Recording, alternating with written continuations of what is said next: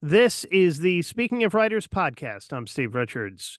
The book is The Mysterious Mrs. Nixon, The Life and Times of Washington's Most Private First Lady. The author, Heath Hardage Lee. In America's collective consciousness, Pat Nixon has long been perceived as an enigmatic. She was voted most admired woman in the world in 1972 and made Gallup Poll's top 10 list of most admired women 14 times. She survived the turmoil of the Watergate scandal with her popularity and dignity intact. And yet the media often portrayed Mrs. Nixon as elusive and mysterious. The real Pat Nixon, however, bore little resemblance to the woman so often described in the press. Pat married California lawyer Richard Nixon in June of 1940, becoming a wife, mother, and her husband's trusted political partner in short order. As the couple rose to prominence, Pat became second lady from 1953 to 1961, and then first lady from 1969 to 1974, forging her own graceful path between the protocols of the strait-laced mid-century and the bra-burning 60s and 70s. Heath Hardage Lee is an award-winning historian, biographer, and curator. Heath's second book, The League of Wives, is being developed into a television series. Heath and her work have been featured on the Today Show, C-SPAN, and on Smithsonian Channel's America's Hidden Stories. She also writes about history and politics for publications like Time, The Hill, The Atlantic, and White House History Quarterly. Makes her home in beautiful Roanoke, Virginia. Happy to have Heath Hardage Lee join me for the very first time here on the Speaking of Writers podcast. Heath, welcome. Thank you for having me. So what led you to Mrs. Nixon? Well, like so many of my books, one has led to the next. And I was at the Nixon Library. Gosh, this has now been back in like maybe 2017, working on my previous book, The League of Wives. And that book was about prisoner of war wives during the Vietnam era. And there was, of course, work with President Nixon as they were trying to get their husbands out of the Hanoi Hilton. So when I was there working on that book, I ran across a lot of references, pictures, archival documents about Mrs. Nixon. And I found it very intriguing because I am in my early 50s. I was barely alive when the Nixons were in their presidential administration. And so I had always been very interested in really all first ladies, but Mrs. Nixon was someone I still felt like I didn't know anything about. And I thought, wow, she would be interesting because she's so mysterious to me. And then, of course, the title of the book is The Mysterious Mrs. Nixon. So it became kind of an excavation of this person, a deconstruction of that image and that enigmatic sort of picture that I had of her that I found out was really incorrect. So there's a lot to unpack here with Mrs. Nixon. So how did she contribute to Richard Nixon's political success? Big Oh, question. gosh. Yeah, that is an excellent question because I think a lot of his political success was very dependent upon his wife. She was sort of the rock, which he always had backing him up throughout all his many political ups and downs. They started out as the Pat and Dick team from the very beginning of his career. She was always there. She went to every event.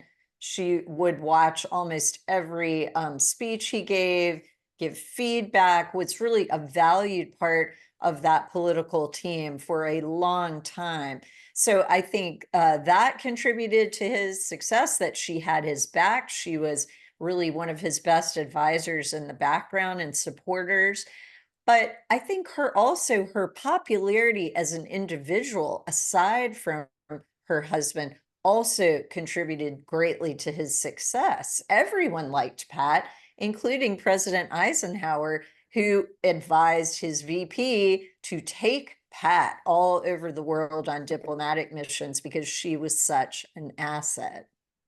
Yeah, and President Nixon frequently sent her to represent him. She had so much confidence in her overseas. Absolutely. She was the first lady to be a solo global ambassador in Peru and Africa. I mean, he had complete confidence she could handle herself. And as I say in the book, and I've said in the media, I really think she was our best trained first lady, having been in politics from the 1940s through 1974, had been a Senate wife, had been the VP, the second lady, the first lady. She had done everything. So she was very well prepared for all those diplomatic roles. What was her childhood like? She grew up in the West. Yes, she had a very tough childhood. And this is something I was curious doing the book. Most people had no concept of Mrs. Nixon as a child or a young woman, what her life was like. She grows up really in the frontier West and in a situation where her parents are very poor. They have to work very hard to make a living. Her dad was first a miner and then had a small ranch, as he called it, a small vegetable farm where she and her two brothers worked. Her mother was a recent German immigrant and a homemaker. And she had a very tough time because her parents, when she's a young woman, well, first 13, her mother dies of Bright's disease. And then by the time she's 17, her father has died of silicosis from the mines. So she basically becomes a second mother to her two brothers, helps put them through school, through college, and then finally takes a turn herself going to college and gets the equivalent of a master's degree. But she has to work sometimes 3 jobs to put herself through school. So she's very self-sufficient, very career-oriented, and she also has this sort of frontier woman DIY attitude that I can do this myself. I don't need help. She absolutely hates hierarchy. And this comes into play later when she has to deal with some of her husband's West Wing advisors who try to push her aside as the presidency goes on. Yeah, she had extraordinary ambition, an intensely private person. Why was she so misunderstood? I think a lot of it has to do with incorrect media image.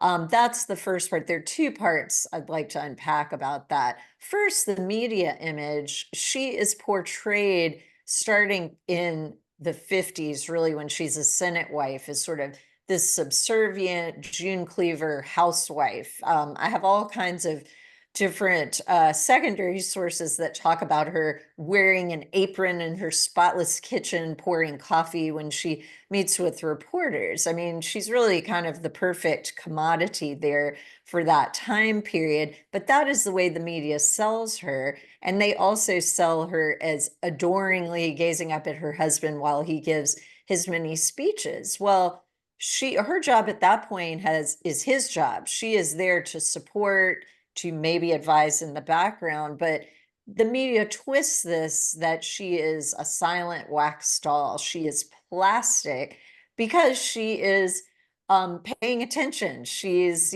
supporting her husband. So this gets very twisted around. And the second part of that is that she was, as you said, so intensely private. She really hated to do interviews. She wanted to be private. She wanted to have that private life.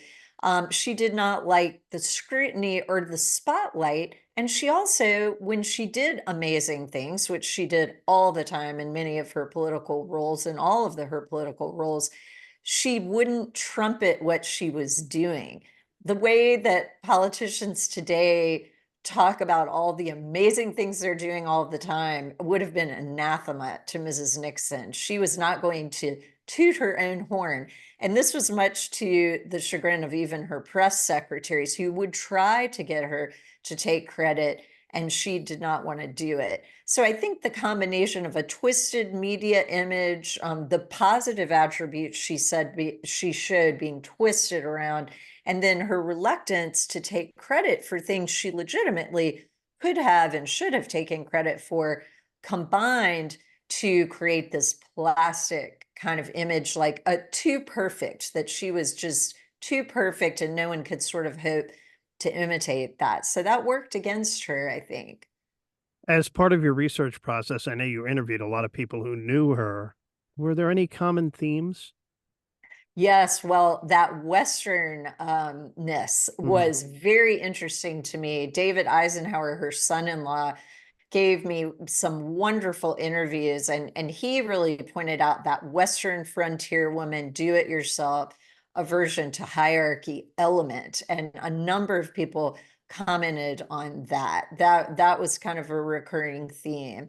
Um, Her cheerfulness, her warmth came up again and again with children and women, particularly women's issues and children. These were kind of her real soft spots. And everybody who met her one on one, it felt that she was this warm person that really connected to people that way. She didn't do as well in situations like where there were tons of people and she had to be on show, particularly television. She really freezes up on television. That is not her medium. She is a people person, and she always said, "People are my project." She Mhm. resisted being put into one box like a signature first lady sort of box. So I think her warmth really came through. And that is not something the media ever talked about. They always made her kind of cold and distant. So that was very opposite from the recurring theme of what a warm person she was. And then Watergate happens. She stood by him and always supported him. It had to be very frustrating for her at that time.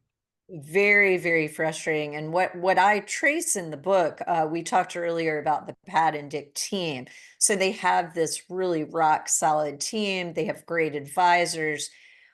Later on, some historians have termed this the old Nixon team. And the old Nixon team and that group last until about 1962. And then you have a lot of these young men coming in, or younger people coming in from a lot from Madison Avenue. And I call them the madmen of the White Mm. House. They're kind of like Don Draper, coming in. We're talking about advertising and commodification of the candidate, which is Joe McGinnis has a great book, The Selling of the President, that I thought was excellent in describing this. And Mrs. Nixon hates that. She isn't a commodity. She doesn't want to be packaged. She really hates television. That's not her forte. And these young people think television is the future, which they are correct with that. But they also think she is old fashioned and her way of doing things like signing every letter that goes out, she hand signs them all. They think that is a waste of time. We can reach all of these people with television, but what they miss is that warmth and humanity that she brings to one-on-one to presidential campaigns, to talks, to the meet and greets. So there's a big clash there also between the East Wing, her side of the White House, and the West Wing, the president's side of the White House. So I talk a lot about that going on. And so by the first presidential administration, this is where that team really takes over in 1968 when Nixon wins, and then the subsequent election in 72. And that is when things really start to go downhill in June of 72 with the Watergate break-in. What was their relationship like after he resigned? After he resigned, I found this part of their life particularly interesting. And it connects back to the beginning of their relationship during World War II when they've just been married. There were all these amazing letters from World War II, very passionate love letters between them. Some in my book that had never been seen before that the family gave me permission to use in the book. And Richard Nixon and Pat Nixon are smitten with each other, particularly he with her, and are have a very, I saw from the letters, very warm, passionate, selfless marriage. Now, during the course of their long marriage, there are so many ups and downs politically, and then the fact that Mrs. Nixon, Pat Nixon, does not like the spotlight, really wants to get out of politics after 1962. She's really pretty much over it and done. And there's a constant conflict there as Richard Nixon is the moth to the flame with politics and he can't give it up. and she reluctantly agrees to go along. So I do think that is difficult for the marriage, but they both are committed to making it work. At the end, when he resigns and they go to Casa Pacifica, the former Western White House in San Clemente, it's like they come back to that period of the World War II letters where they're back together. They finally have time for each other. He does all these thoughtful things for her, leaving flowers for her, propping her pillows up, watching movies with her by the pool. They come back around. There's sort of a circle there. And they also both have serious health problems, and they both take care of each other. So I liked how the story had all these obstacles and challenges, of course, Watergate and the resignation being the biggest one. And then it strengthens the relationship and they come back together at the end. So it was quite an interesting emotional dynamic that I found there at the end. Yeah, that is. What do you think her lasting legacy is? Well, I think there are really, as First Lady, there are two, and then there's, of course, her personal legacy. So I'll start with her personal legacy. I know that Mrs. Nixon's, what she would always say, her biggest legacy was her two daughters, Julie Eisenhower and Tricia Nixon Cox. They were a very, very close family. And that was what she valued above all else, and made huge efforts when she was in politics for so many years to be with her girls as much as she could. So that was what was most important to her personally. In terms of being First Lady, I think there are two major legacies that I feel are the two biggest ones in doing my research, among many other smaller ones. But most importantly, first, her work for women behind the scenes. Pat Nixon, and this flies against so much of what's out there, was very progressive on women's issues, as was her husband, Richard Nixon. And there are a number of reasons for this. Her Western upbringing, out West, of course, women got suffrage before their East Coast sisters did. She is steeped in that do-it-yourself frontier mentality. So that contributes to the way she looks at women's issues. She's not a feminist of the second wave sense, but she's very pro-women and pushes behind the scenes to get women in higher levels of government. She supports the ERA. She supports a woman's right to choose on reproductive rights, even before Roe versus Wade. And she pushed very hard for a woman on the Supreme Court. That did not happen under President Nixon, but the seeds were planted then for Sandra Day O'Connor to come in 1981 under Reagan.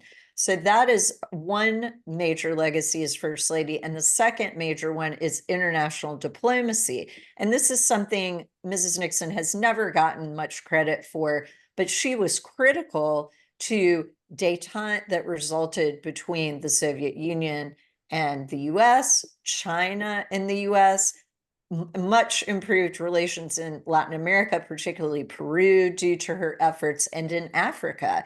She was sort of, I say in the book, the secret sauce that kind of sealed the deal for her husband when he was negotiating major things like the anti-ballistic missile treaty with Russia in 1972. So there's a lot more in the book about this, but I would say those are her two biggest legacies as First Lady. The book is The Mysterious Mrs. Nixon, The Life and Times of Washington's Most Private First Lady. It is out now. The author, Heath Hardage Lee. Heath, thank you so much for joining me. Thank you for having me. And this is the Speaking of Writers podcast.